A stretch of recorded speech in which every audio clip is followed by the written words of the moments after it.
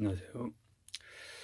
이번 시간에는 회사 등기에 따른 법원의 과태료 처분 결정문을 수령했을 경우 이의신청을 할 수 있는 경우를 얘기해 보겠습니다.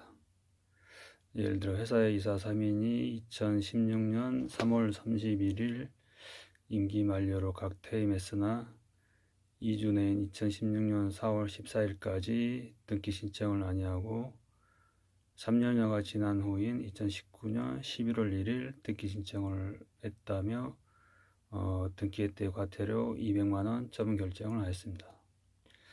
참고로 과태료는 이사 1인당 한 건으로 부과하며 이 경우 이사 3인이 모두 등기했대이므로 1인당 각 66만원 정도가 부과된 셈입니다.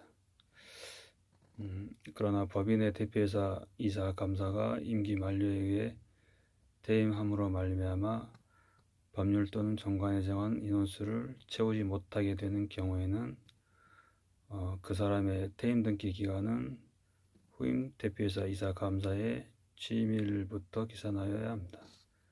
등기예규 제 1574호 참조하시면 됩니다. 그리고 임원이 임기 만료로 인해 퇴임하게 되어 정관에 정한 임원의 정수에 결혼이 발생했다면 임원의 퇴임으로 인한 변경 등기는 후임 임원의 선임 등기와 동시에 해야 합니다.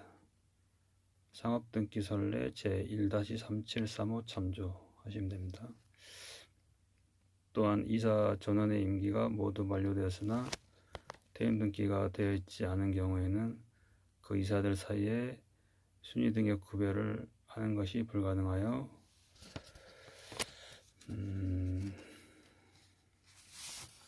이사 임기가 만료된 이사 전원이 이사의 권리 의무를 갖는 자로 되므로 후임 이사의 취임 등기를 동시에 신청하지 않는 한 이사들 중 일부에 대한 퇴임 등기는 신청할 수 없다고 하였습니다. 상업등기설례 제1-160호 참조하시면 됩니다. 이와 같이 임원이 퇴임이나 정족수가 부족한 경우 그 퇴임 등기는 후임 임원의 취임 등기와 동시에 해야 하고 그 퇴임 등기의 기산일은 후임 임원의 취임일과 동일하다 할 것이므로 상법 제317조 사항에 따라 후임자의 취임일로부터 2주 이내에 그 퇴임 등기와 취임 등기를 동시에 신청하였다면 등기의 때는 아니라고 봐야 할 것입니다.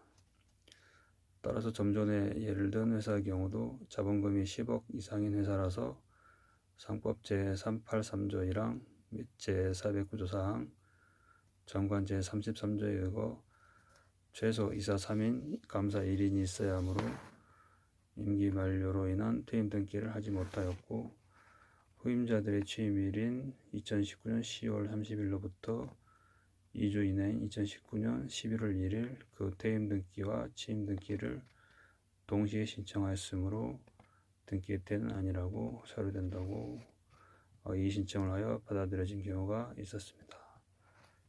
그럼 이상으로 마치겠습니다. 감사합니다.